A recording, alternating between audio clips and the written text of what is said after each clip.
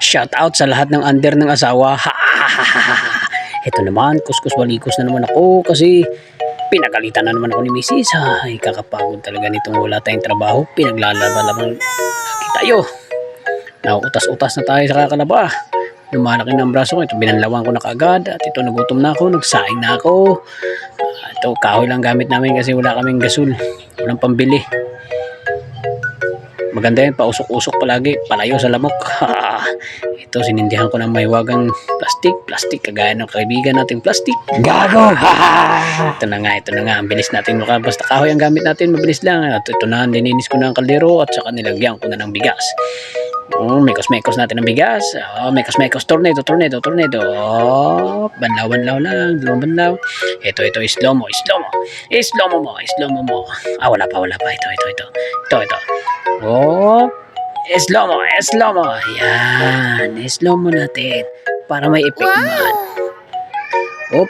Mekos ng kaunti. At tatansya-tansyahin lang natin kung gaano kalalim ang tubig at ating isasabaw.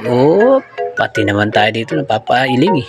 Yan, ganyan talaga ang pagsukat sa inyo. Paano ba kayo magsaing? Syempre, rich boy, rich kid. Baka rice cooker na yan. Ito, pupunta na tayo sa ating abuhan. Lalagyan na natin kaldero. Taklob, yan, finish. Para maingay mga manok ko. Walang kawataan. Yan, napainom ako ng tubig. Kapagod mga idol. Ikaw ba naman maglaba? Buti nandiyan ang aking chikiting. Nakakawala ng pagod.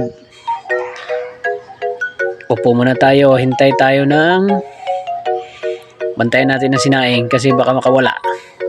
Ito, nagpapakyut na ang aking bunso. Hi daw, hi. Hi, yan. Cute yan. Pagkaligalig naman yan. Talagang maligalig ang batang iyan. Manang-mana sa inay.